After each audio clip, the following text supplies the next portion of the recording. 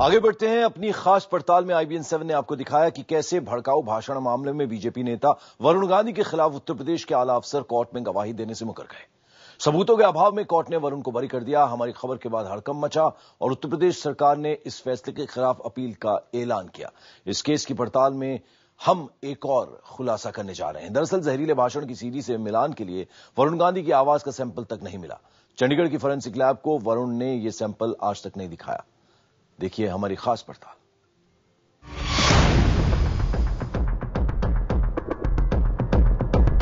जब बात बीजेपी के भड़काऊ भाषण देने वाले नेता वरुण गांधी की आती है तो क्या बीजेपी नेता सिरे से झूठ बोलने लगते हैं?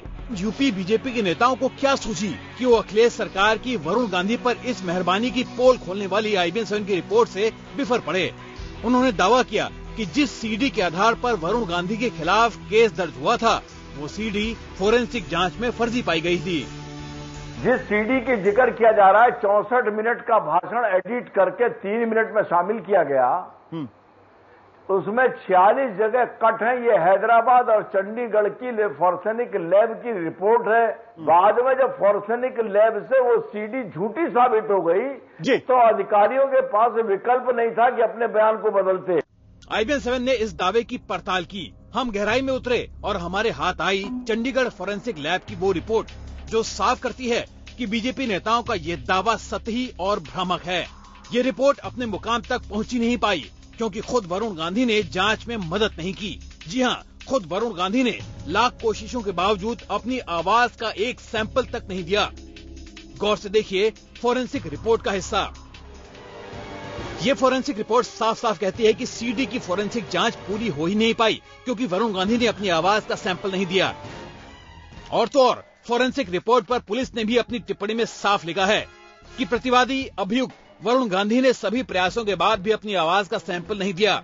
न्यायालय के आदेश की प्रति एवं शामिल सीडी दी जा रही है। मुकदमे में से not original and post production edit version के संबंध में बयान लिया जाएगा। फोरेंसिक रिपोर्ट में बीजेपी नेताओं के दावों से उलट कहीं भी ये नहीं लिखा गया कि ये सीडी विश्वास करने योग्य नहीं थी, फर्जी या जाली है। लैब ने बल्कि ये कहा है कि जो सीडी उन्हें जांच के लिए दी गई थी उसे एडिट किया गया था। उसमें विजुअल यानी वीडियो कटे हुए थे, उन्हें काट कर जोड़कर एडिट किया गया है, यानी वो वीडियो आबाद नहीं था, यानी उस वीडियो का पोस्ट प्रोडक्शन किया गया था। लेकिन क्या इसी आधार पर उस सीडी को फर्जी करार दिया जा सकता है? IBN 7 के इस खबर को उठाने के बाद हड़कंप मचा और उसके बाद अब उत्तर प्रदेश पुलिस ने इस फैसले के खिलाफ अपील की बात कही है। स्टेटमेंट्स कोर्ट में किस प्रकार से बदले हैं और किस प्रकार से होस्टाइल हुआ है, लेकिन जो जानकारी है वो ये है कि इसमें अपील पीरियड हमारे पास 25 मई तक का है और डिस्ट्रिक्ट मजिस्ट्रेट पीलीभीत ने PO को इस संबंध में बुलाया हुआ है और अपील इसकी तैयार की जा रही है और समय से इसकी अपील दायर की जाएगी। ये बात दीगर है कि वरुण गांधी के बरी होने के खिलाफ राज्य सरकार 60 दिनों के भीतर अपील कर सकती थी। 60 दिन बीत चुके हैं, लेकिन अब भी सरकार विशेष परिस्थिति में किसी फैसले को चुनौती देने का फैसला कर सकती है। ये अख्तियार सरकार के पास है। देर से जागी अखिलेश सरकार ने वरुण गांधी मामले में अब ऊंची अदालत में अपील का ऐलान किया है। लेकिन क्या अखिलेश सरकार इस बात का जवाब देगी कि पहले मुकदमा वापसी की चिट्ठी क्यों लिखी गई? अदालत में जो गवाह मुकरे उन्हें सजा क्यों नहीं दी गई? और क्या अपील का ऐलान किरकिरी और सियासी दबाव में लिया गया? शलभ मणि और सत्यवीर सिंह के साथ मनोज राजन त्रिपाठी, लखनऊ, IBN 7। और IBN 7 के खुलासे के बाद मुस्लिम धर्मगुरुओं ने अखिलेश सरकार की ढिलाई और वरुण गांधी की रिहाई पर तीखी प्रतिक्रिया व्यक्त की है। वहीं विपक्षी दलों ने इसे सीधे सीधे मुलायम और बीजेपी के बीच मिलीभगत का नतीजा बताया है। मुलायम सिंह जी के ऊपर एक छाप लगी हुई थी कि साहब, यहाँ तक उनको कभी कभी मुल्ला मुलायम सिंह भी कहा जाता था, साहब ये मुसलमानों को बहुत फेवर कर रहे हैं। तो हम समझते हैं शायद उनके बेटे अखिलेश जी इस छाप से बाहर आने की कोशिश कर रहे हैं और इसमें हम मगर समझते हैं कि इनको इसमें काफी नुकसान पहुंचेगा। वरुण गांधी को सख्त सजा मिलनी चाहिए थी। कोर्ट में जो उसको सजा नहीं मिली, हम ये समझते हैं उनके खिलाफ माकूल सबूत पेश नहीं किए होंगे। इसमें वो लोग असल में कसूरवार हैं, वो ऑफिसर्स कसूरवार हैं, जिनको भी कोर्ट में सबूत और सीडी पेश करनी थी, उन्होंने वो सबूत और सीडी पेश नहीं की।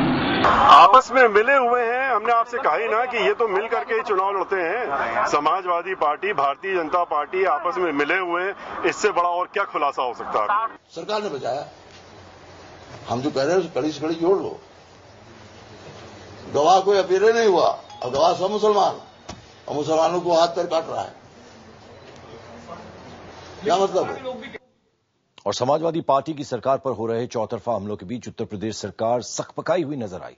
आखिरकार नगर विकास मंत्री आजम खान ने बयान दिया कि गवाहों ने खौफ के चलते अपने बयान बदले हैं।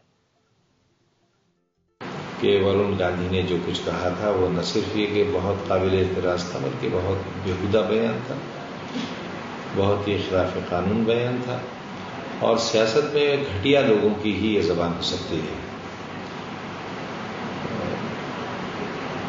जिन लोगों ने अपनी गवाही वापस ली है या जिन्होंने गवाही अदालत में नहीं दी वरुण गांधी के खिलाफ, इससे ये साबित होता है कि ये वही हुआ जो गुजरात में हुआ।